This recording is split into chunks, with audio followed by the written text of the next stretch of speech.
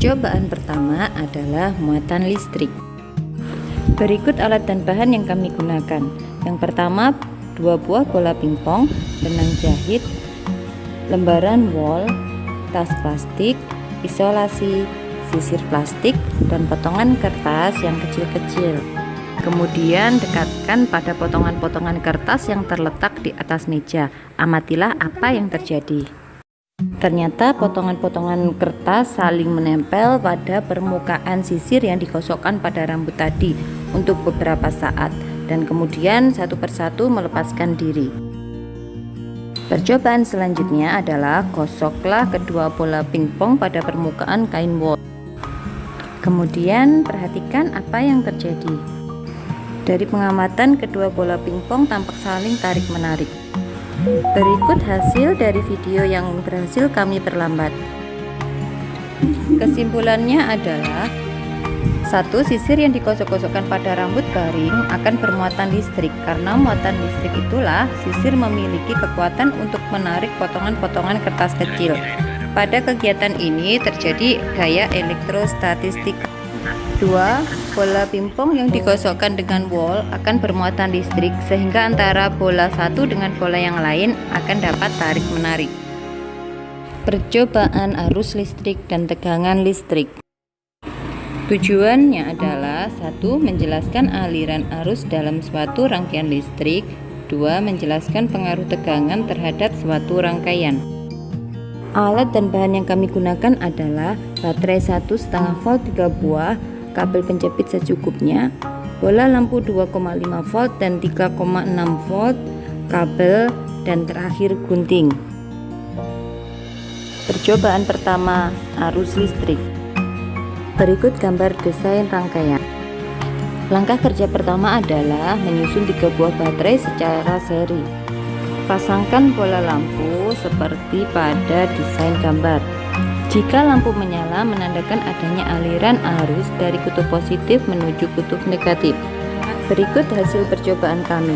Ternyata dari rangkaian yang kami buat, kedua lampu bisa menyala dengan terang. Hal itu menandakan rangkaian yang dibuat terjadi aliran arus dari kutub positif menuju kutub negatif dengan indikator lampu yang menyala. Uji jenis bahan untuk menunjukkan apakah benda-benda berikut ini termasuk konduktor ataukah bukan. Uji dilakukan dengan menyambungkan satu persatu bahan pada rangkaian yang telah kita buat tadi. Bahan pertama adalah kawat besi. Dari hasil percobaan menunjukkan kedua lampu berhasil menyala. Pada bahan sendok, lampu juga menyala. Saat dihubungkan dengan sebatang kayu, lampu tidak menyala. Dihubungkan dengan karet penghapus, lampu juga tidak menyala. Saat dihubungkan dengan grafit, lampu menyala. Dihubungkan dengan kertas, lampu tidak menyala. Dihubungkan dengan bahan plastik, lampu juga tidak menyala. Saat dihubungkan pada air keran, lampu menyala.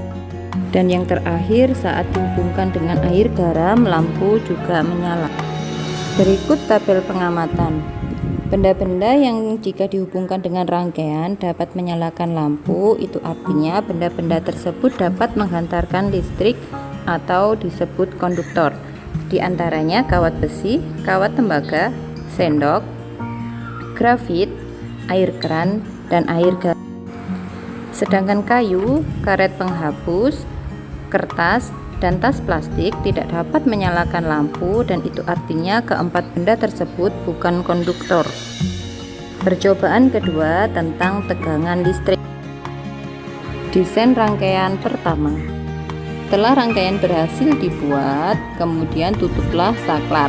Amati apakah lampu dapat menyala. Ternyata lampu tidak bisa menyala.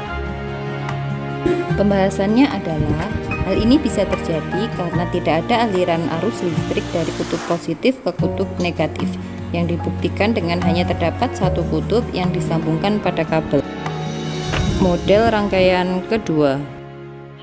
Buatlah rangkaian seperti pada desain kedua. Kemudian tutuplah saklar. Apakah lampu yang menyala terang, atau sangat terang, atau bahkan redup? Ternyata nyala lampu yang dihasilkan sedikit redup. Desain rangkaian ketiga. Dari desain kedua, coba bandingkan dengan desain ketiga. Dari hasil percobaan, desain ketiga menyala lebih terang daripada desain kedua tadi. Kesimpulannya adalah rangkaian kedua dan ketiga menunjukkan nyala lampu yang berbeda. Rangkaian ketiga lebih terang daripada nyala lampu pada rangkaian kedua karena perbedaan tegangan yang dihasilkan. Rangkaian 2 hanya menggunakan satu baterai, sedangkan rangkaian ketiga menggunakan 2 baterai. Hasil pengamatan: 1. Rangkaian 1 atau A tidak menyala. 2. Nyala lampu pada rangkaian B atau rangkaian 2 tidak terlalu terang. 3. Rangkaian C atau rangkaian 3 menyala terang. Hal ini dikarenakan jumlah baterai atau sumber energi pada rangkaian C lebih banyak daripada rangkaian B. Percobaan ketiga, percobaan energi listrik.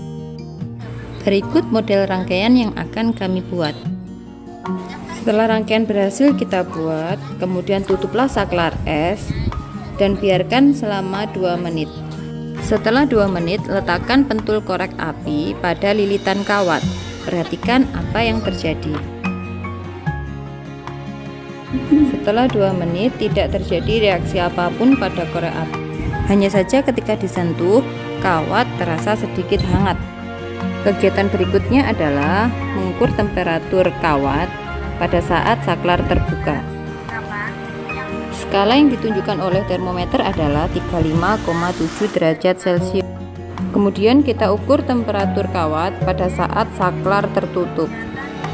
Suhu yang ditunjukkan oleh termometer adalah 36,3 derajat Celcius. Kesimpulan dari kegiatan ini adalah: 1. Tidak ada perubahan pada korek api, lilitan kawat, dan baterai terasa hangat. 2. Pada saat saklar tertutup, skala yang ditunjukkan termometer adalah 35,7 derajat Celcius. 3. Pada saat saklar tertutup, skala yang ditunjukkan termometer adalah 36,3 derajat Celcius. Ini menunjukkan adanya kenaikan suhu pada saat saklar tertutup daripada pada saat saklar terbuka. Kegiatan praktikum 2 tentang kemagnetan. Yang pertama, percobaan bentuk medan magnet. Tujuan kegiatan ini adalah menunjukkan bentuk medan magnet sebuah magnet batang dengan serbuk-serbuk besi. Berikut alat dan bahan yang kami gunakan. Yang pertama, magnet batang, serbuk besi, dan kertas karton. Dari percobaan dengan meletakkan serbuk besi di atas kertas dan menggoyang-goyangkan di atas magnet, berikut medan magnet yang terbentuk. Medan magnet yang terbentuk tampak sedikit tidak beraturan. Pembahasannya adalah rapatnya garis-garis serbuk besi menunjukkan kekuatan medan magnet, dan area yang kurang rapat menunjukkan kekuatan magnet di titik itu tergolong lemah. Bentuk medan magnet yang terbentuk kurang beraturan, lebih cenderung mengikuti bentuk magnet batangnya. 2. Percobaan mengamati gejala medan magnet. Alat dan bahan yang kami gunakan adalah kabel secukupnya, baterai 1,5 volt 4 buah, bola lampu 2,5 volt dan 3,6 volt atau 0,007 ampere, dan yang terakhir kompas. Berikut desain rangkaian yang akan kami buat. Buat rangkaian seperti pada gambar, kemudian letakkan kompas dan hubungkan dengan kabel-kabel pada rangkaian. Pastikan dalam kompas tersebut terdapat penghantar listrik. Alirkan arus listrik ke dalam penghantar dengan menutup saklar. Jika lampu menyala, itu menandakan terjadi aliran arus pada rangkaian tersebut. Sekarang kita perhatikan sama-sama apa yang terjadi pada jarum kompas. Pembahasannya adalah: 1. Pengaruh arus listrik mempengaruhi medan magnet. 2. Arus listrik membuat kompas bergerak menyimpang. 3. Pergerakan jarum kompas searah dengan perputaran arah jarum jam. Percobaan ketiga adalah mengamati sifat-sifat magnet. Berikut alat dan bahan yang kami gunakan: 2 buah magnet batang, benang secukupnya, dan klip besi, sebagai benda-benda yang dapat ditarik magnet. Gambar desain percobaan. Hubunglah salah satu magnet dengan menggunakan benang, kemudian dekatkan kutub selatan magnet pada magnet yang digantung dengan kutub selatan magnet pada magnet yang dipegang. Selanjutnya, dekatkan kutub utara magnet yang dipegang pada kutub selatan magnet batang yang digantung secara perlahan-lahan. Amati apa yang terjadi pada magnet batang yang digantung. Pembahasannya adalah 1. Kutub selatan dan selatan jika didekatkan akan saling menjauhi. Itu artinya kutub sejenis jika didekatkan akan saling tolak-menolak. Yang kedua, kutub utara dan selatan jika didekatkan akan saling mendekat atau tarik-menarik. Itu artinya kutub tidak sejenis jika didekatkan akan saling tarik-menarik. Demikian itu adalah sifat-sifat magnet yang bisa kita dapatkan dari hasil percobaan. Percobaan terakhir adalah percobaan 4 tentang cara membuat magnet. Tujuan kegiatan ini adalah dapat membuat magnet dengan cara gesekan, elektromagnetik, dan magnet induksi. Berikut adalah alat dan bahan yang kami gunakan. Klip kertas 3-5 buah, magnet batang 1 buah, kabel kecil berukuran 1 meter 5 buah, baterai 1,5 volt 4 buah, paku besi 4 buah, dan isolasi secukupnya. Pertama, membuat magnet dengan cara gesekan. Siapkan sebuah paku besi yang bukan magnet, lalu dekatkan ujung paku tersebut pada beberapa klip kertas. Amati apakah paku tersebut dapat menarik klip kertas. Langkah kedua adalah gesekkan paku besi pada sebuah magnet batang dengan satu arah saja secara berulang-ulang, kira-kira 10 detik lamanya. Dekatkan batang paku besi yang telah digosok pada beberapa klip.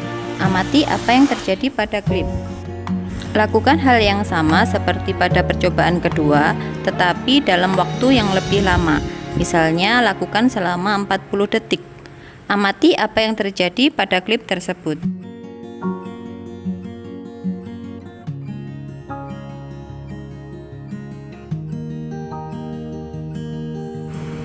Dekatkan paku yang telah digosokkan pada magnet selama 40 detik tadi pada klip kertas. Perhatikan apa yang terjadi. Pembahasan dari kegiatan ini adalah 1. Paku besi yang tidak digosok magnet tidak dapat menarik klip kertas. 2. Paku yang digosok magnet selama 10 detik dapat menarik klip kertas. 3. Paku yang digosokkan magnet selama 40 detik dapat menarik klip kertas lebih lama daripada paku yang hanya digosokkan selama 10 detik. Hal ini menunjukkan magnet bisa dibuat dengan cara gesekan, yaitu menggesekkan paku pada permukaan magnet. 2. Membuat magnet dengan elektromagnetik. Berikut desain rangkaian yang akan kami buat. Tutuplah saklar, lalu dekatkan sebuah paku yang lain pada paku yang dililitkan kumparan. Amatilah apakah paku tersebut sudah menjadi magnet. Pembahasan dari kegiatan ini adalah cara lilitan pada paku yang dihubungkan pada kutub positif dan negatif baterai dapat menghasilkan energi elektromagnetik yang dapat menarik benda logam seperti paku. Ini adalah salah satu cara membuat magnet, yaitu dengan cara elektromagnetik.